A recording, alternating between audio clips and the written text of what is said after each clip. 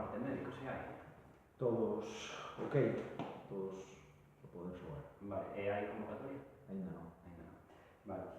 Bueno, despois da derrota de tanto tempo sin perder, unha situación de alguma forma extraña por 4 meses sin perder, non sei un pouco o vestuario como levou durante a semana esa situación. Bueno, como sempre que se perde, pois e máis neste caso, cando, como ti ben dis, levábamos tanto tempo sin facelo, pois sempre hai que analizar un pouco máis o que aconteceu e, bueno, nada máis que o día seguinte, o lunes, empezar a adestrar para olvidarse. Penso que a xente está con moitas ganas de resarcirse, de volver outra vez a senda da vitoria e iso é o que nos plantexamos para este fin de semana.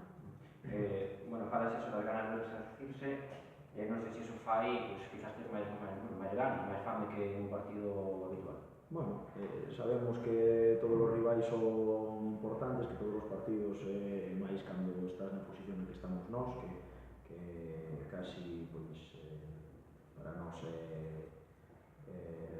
bueno, unha responsabilidade vernos aí arriba e conseguir os 3 puntos e o equipo que quere é volver outra vez a senda da vitoria canto antes, non? Entonces, é un rival que bueno, pese a posición que ocupa na clasificación, un rival que pode facer dano, xa o demostrou na primeira volta cando vivo aquí, que non nos lo puso nada fácil, nada, esperando a que chegue o domingo para ir a por os 3 puntos. Bueno, un rival que cambiou de entrenador, bueno, non sei se iso con estas jornadas, pero non sei se tamén o convierte un pouco nunha incógnita.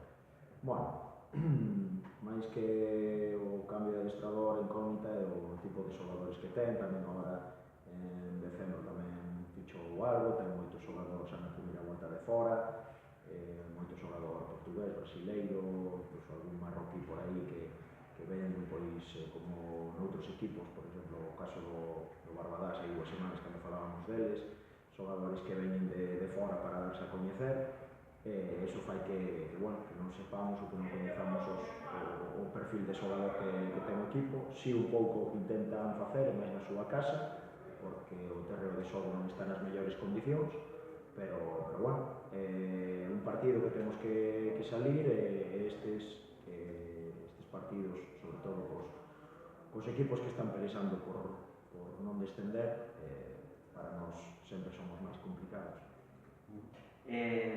Bueno, agora o Bergantiño está a 3 puntos, a loita vai, o campeonato vai estar, supoño que viva hasta o final. Non sei se tamén, de alguma forma, pues, pode ser unha ventaxa a hora de chegar con máis tensión competitiva, digamos, ao playoff. Sí, sin duda, sin duda. O que está claro é que nós non podemos perder de vista o objetivo de inicio de tempada. Nós, desde finais do ano pasado, cando empezamos a programar esta tempada, tínhamos claro que queríamos acabar entre os 4 primeiros. Estamos aí, temos un marxe de puntuación elevado e, evidentemente, agora no momento no que estamos, o que queremos é intentar acabar primeiros, porque iso dá un plus de cara a poder xogar esa fase de ascenso, non?